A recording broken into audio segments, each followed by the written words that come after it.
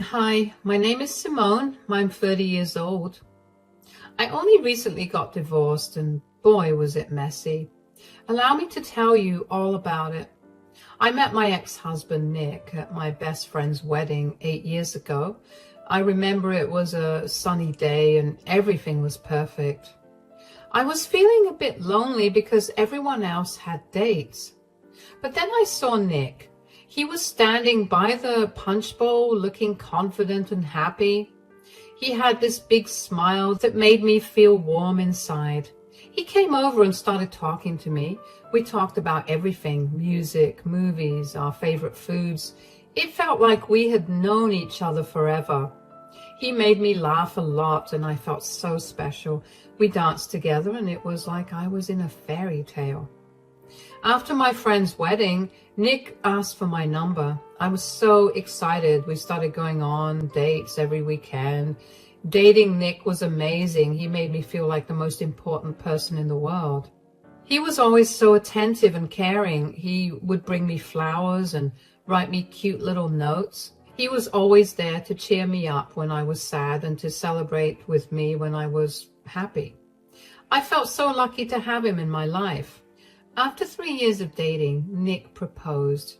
He took me to the beach at sunset and got down on one knee. It was the happiest moment of my life. We got married a few months later, and I thought our life together would be just as perfect as our romance had been. Unfortunately, about 3 years into our marriage, Nick started changing. At first, I didn't really notice it. He seemed more distracted and spent a lot of time on his phone or computer. I remember one day I asked him what he was doing and he said he was just watching some videos. I didn't think much of it at the time, although in hindsight, I probably should have asked him more about it. I'm saying that because over time he started making strange comments. He would say things like, "A real man should get what he wants," or "Women need to look good for their men." I didn't understand where this was coming from. Nick had never talked like this before. It got worse when he started hanging out with some new colleagues from work. They were a rough crowd, always making crude jokes and talking down to women. Nick seemed to pick up their habits. He would scoff whenever he saw a woman having any sort of agency in the movies and TV shows we watched. He would force me into talking about gender politics with him. He'd tell me about how a woman's worth was only tied to her looks and how a woman's place was only in the kitchen. Of course, I was beyond uncomfortable. I did my best to talk to him about why his views were damaging and offensive, but that seemed to only fuel his opinions. He'd call me a typical snowflake feminist for having opposing views. Over time, that hatred towards women transformed into hatred for me. It started off small at first. He started coming home late and would be in a bad mood. He wouldn't even acknowledge me when he got back home, let alone talk to me. We went from talking every day to only speaking when absolutely necessary. It hurt like crazy to go through that because I was literally blindsided by this huge change in Nick. I didn't say anything because I chalked it up to him having trouble with work and let it go. I mean, whenever I tried to talk to him about his behavior, he would shut down, which is why I never pushed it. But his behavior only got worse over time. One particular day, Nick seemed like he was in an even worse mood than usual. I decided to try and talk to him again just to figure out what was going on, not only with him, but also between us. "How was work, sweetie?" "What is it now, Simone? I had a long day." I didn't say anything. I was only asking you how your day was. "Quit acting. I can tell you have something you want to talk about. You have that annoying look on your face." "Oh, I've noticed you've been coming home late a lot lately, and when you do, you seem upset. Is everything okay?" "So now you're keeping tabs on me, huh? You're being really annoying, you know that?" "I'm just worried about you. You used to tell me about your day and you used to greet me with hugs and kisses. Now it feels like you're shutting me out. Maybe I don't feel like talking to you anymore. Maybe I have better things to do than listen to your nagging. I'm sorry if I'm bothering you. I just miss how things used to be between us. Yeah, well, maybe you should try being more interesting then. Maybe then I'd want to spend time with you. I don't understand why you're being so mean. What happened to us? You know what your problem is. You're too sensitive, always looking for problems where there aren't any. Maybe if you weren't so emotional all the time, I wouldn't need to stay out late just to get away from you. I'm sorry you feel that way. I just want us to be happy again. Happiness? You think I'm responsible for your happiness? Grow up. No one's responsible for anyone else's feelings. I see. Well, I'll leave you alone then. Let me know when you're ready to talk. Yeah, whatever. I felt horrible. I didn't understand why Nick had to be so rude to me. I couldn't help but feel I did something bad to him. No matter how hard I tried to think of what I did, I couldn't come up with anything. I did everything he expected out of me, like cooking and cleaning while juggling a job. Eventually, he began insulting and belittling me at every chance he got. I was too shocked to comprehend what was going on, so I didn't say much. Nick's insults became a regular part of our life together. He was always criticizing my looks. He would tell me I looked frumpy or that my clothes were ugly. No matter what I wore, he had something mean to say. Once, when I wore my favorite dress, he said I looked fat and ridiculous. Another time, he told me I should try harder to be attractive like other women he saw. He didn't just stop at my clothes. He also made hurtful comments about my weight. He'd point out women who were thinner and say I should look like them. It hurt so much. And I started feeling really bad about myself. Even when I tried to eat healthier or work out, he would still find something wrong with me. Nick's insults weren't just about my appearance. He'd say I was annoying or that I wasn't trying hard enough to make him happy. His behavior became really hurtful, especially when it came to other women. He would openly flirt with them, even when I was right there. At parties, he would ignore me and spend the whole time chatting with attractive women. He would laugh loudly at their jokes and compliment them on their looks. Once, at a friend's barbecue, he spent almost the entire evening flirting with a young woman, acting like I didn't exist. It made me feel invisible and unwanted. When we were out in public, he would point out other women and make comments like, "Why can't you look like her?" Or, "She really knows how to dress up." It wasn't just occasional. It happened all the time. Even when we were supposed to be spending time together, like on a date night, his eyes would wander and he would make me feel like I wasn't good enough.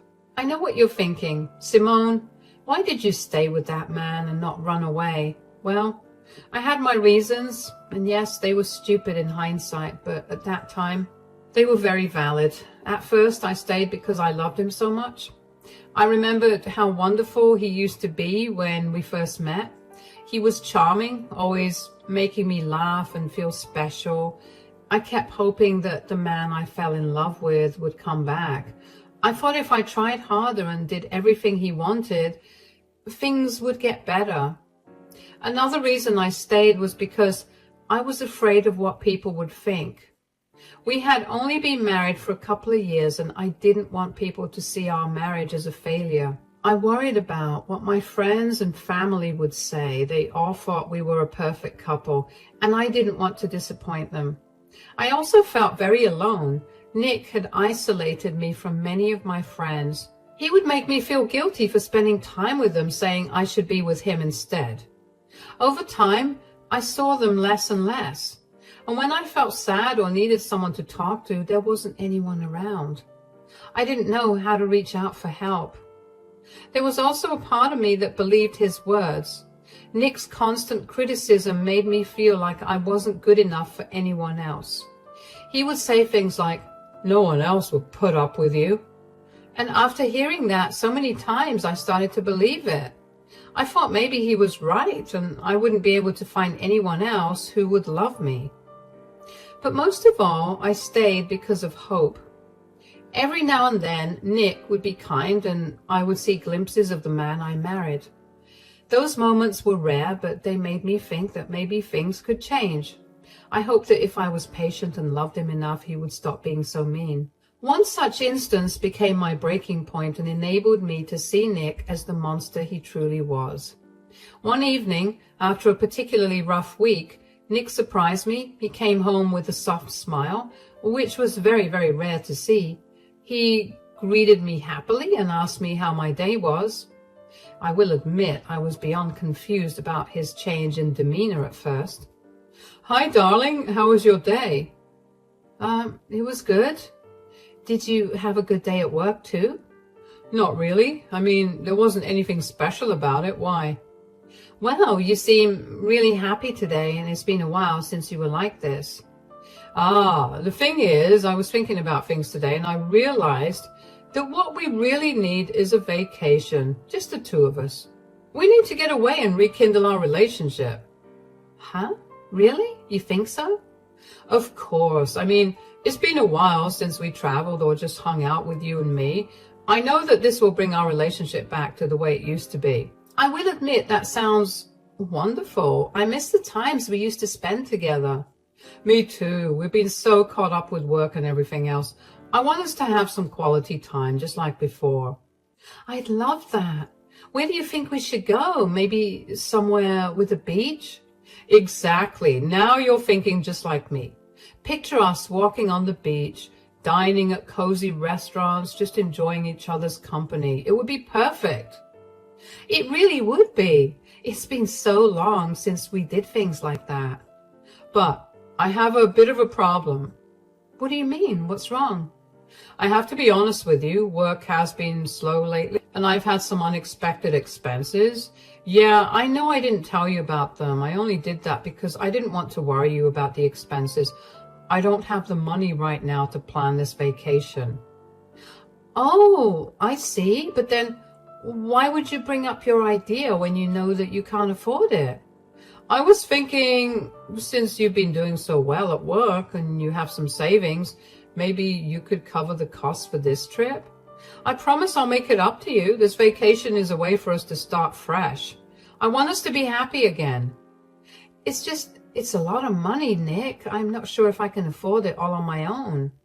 "I know, but I wouldn't ask it if it wasn't important to me. Think of it as an investment in us, in our future together. I want to make things right between us." "I do want things to be better between us." "Okay, let's do it. I'll figure out the finances. We can make this work." "Thank you. You won't regret this, I promise. We're going to have an amazing time together." "Of course. We're going to have an amazing time together. That's what we've always done best together." Despite knowing that we didn't really have the money for a vacation, I decided to make it happen. I started saving every penny I could. I cut back on personal expenses and worked extra hours whenever possible. I even dipped into my savings, telling myself it was worth it for the sake of our marriage. I spent weeks planning the perfect vacation. I researched destinations, found the best deals on flights and hotels, and planned activities that I thought we'd both enjoy. I wanted everything to be perfect. I booked a beautiful resort by the beach and arranged for a romantic dinner at a fancy restaurant. I even bought some new clothes, hoping to look nice and impress Nick. The day finally came and I was so excited. I had done everything myself, but I was happy to do it if it meant we could be close again. We arrived at the resort and at first things seemed great. Nick was in a good mood and we spent the first day exploring and enjoying the sun. I felt a flicker of the old us, the happiness we used to share. But it didn't last. By the second day, Nick's old habits returned. He started criticizing my clothes, saying they weren't pretty enough for a vacation spot like this. He pointed out other women and said I should try to look more like them. It hurt, but I tried to stay positive because I thought that we were going to slowly work on our relationship. Things only got worse by the pool. Nick stared at other women and made comments about their bodies and clothes. He would loudly ask me why I couldn't look like the attractive women in bikinis. Everyone would stare at me, and I even caught a few people snickering at me. I felt embarrassed and hurt. I couldn't believe he was humiliating me so much at a time when he promised me to be better.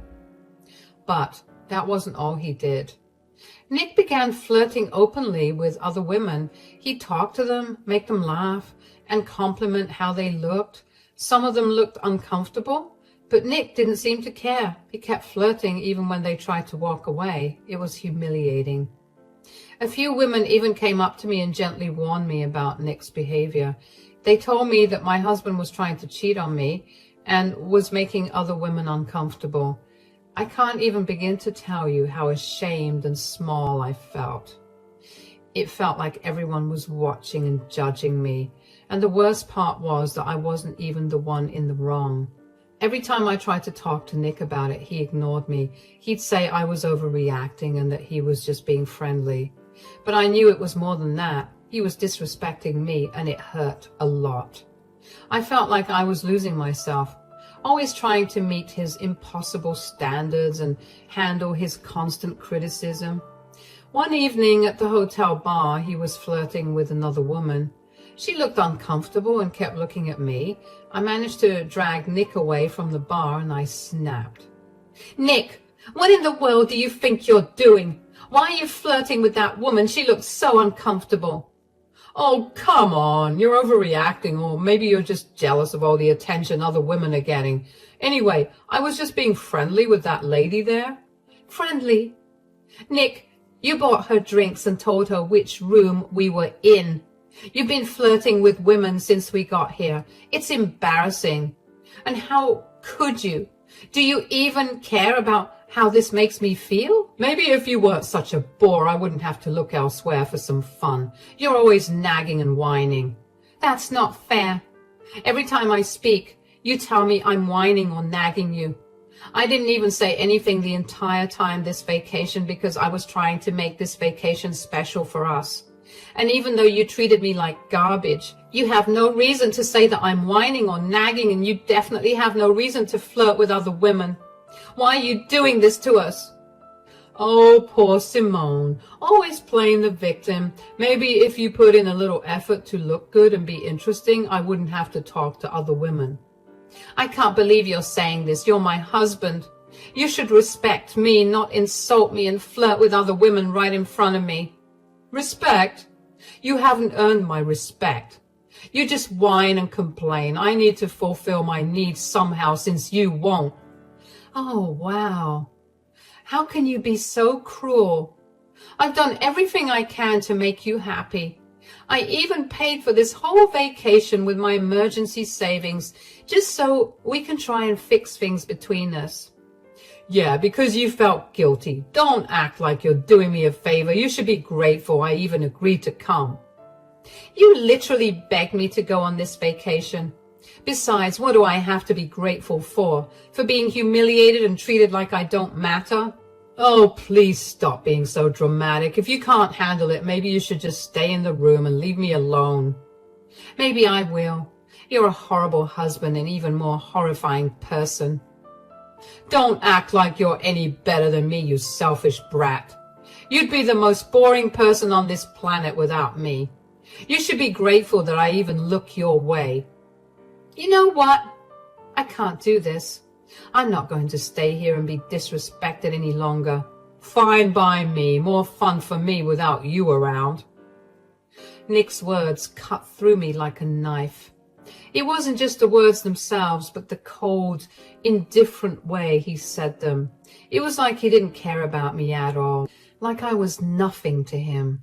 In that moment, I realized our marriage was over. No matter what I did, it would never be good enough for him. He cared more about himself than our relationship. That night, after he went to sleep, I couldn't stop thinking about what he said. I felt so hurt, so worthless. I tossed and turned in bed, trying to make sense of everything. Finally, I made a decision. I quietly got up, packed my bags with shaking hands, and booked a flight back home early the next morning.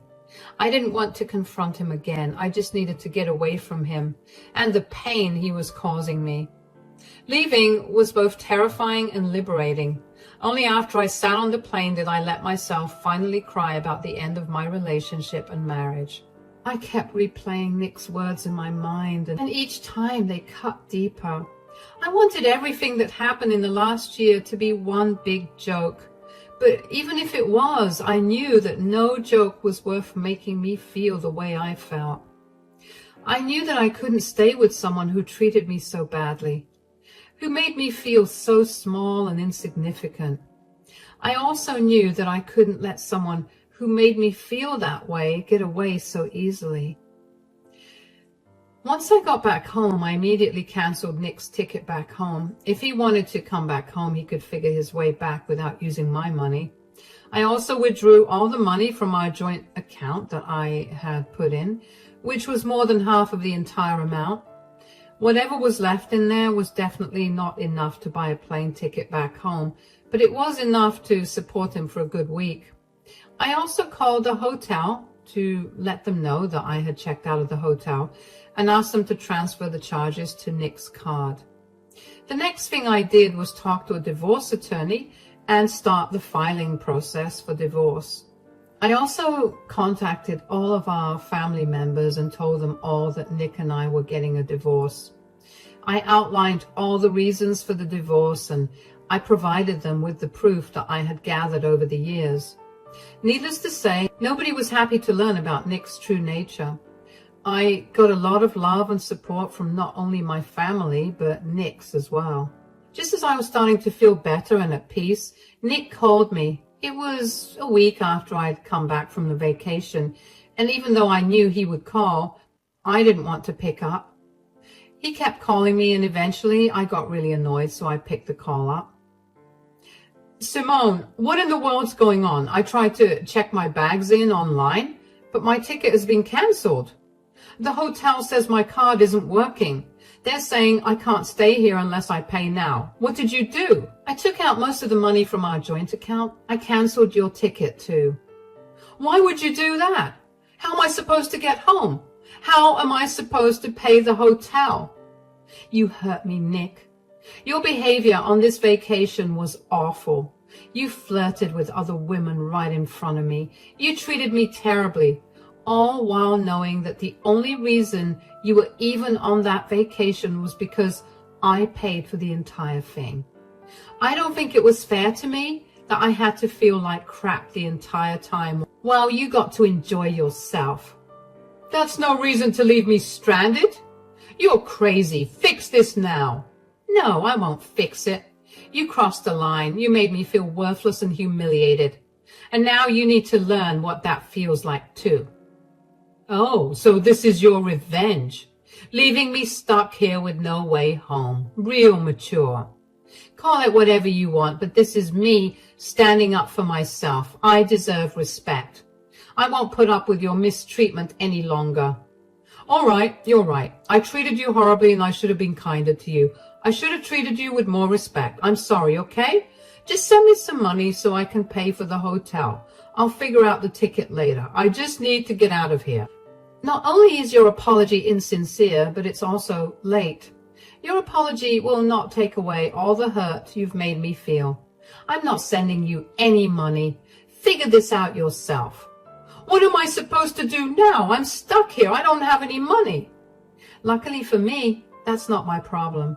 Maybe you should think about how you treat people. Your actions have consequences.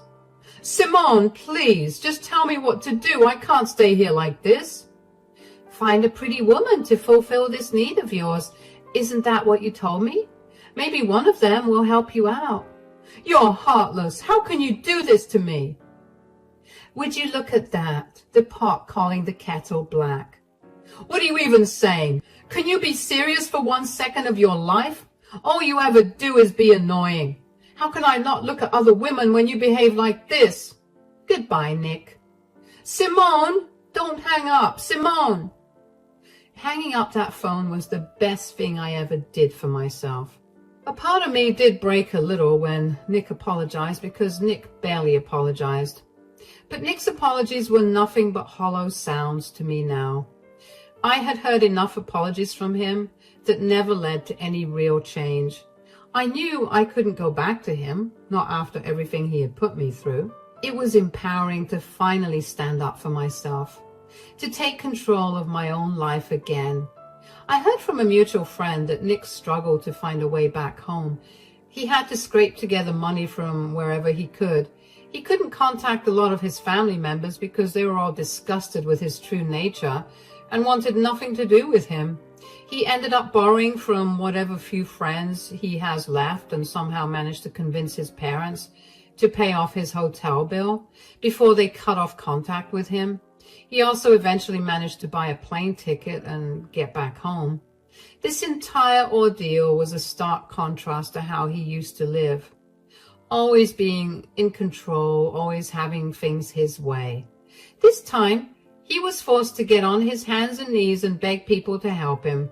People who would have readily helped him out earlier turned their backs on him, all because of his own actions and words. When Nick finally returned to our apartment, he found it empty. I had taken all my belongings and left. It was a difficult decision to make, but I knew I couldn't stay in a place that held so many painful memories. The lease was ending in a week anyway, and I don't want to prolong the inevitable. The divorce proceedings were tough. Nick tried to manipulate and guilt-trip me, as he had done throughout our marriage. He tried to make me feel like I was to blame for everything that went wrong. But I had documented his abusive behavior, his constant criticism, his flirting with other women, his hurtful words, and I used it to my advantage in court. I had support from friends and family who witnessed his behavior firsthand, and with their encouragement, I stayed strong and resolute. Despite his attempts to delay and complicate the process, I was able to finalize the divorce quickly. The judge saw through his tactics and ruled in my favor. It was a relief to finally be free from him, to no longer have to endure his toxic behavior. After leaving Nick and finalizing the divorce, my life started to improve in ways I hadn't imagined. I focused on myself, on healing and rediscovering who I was outside of that abusive relationship.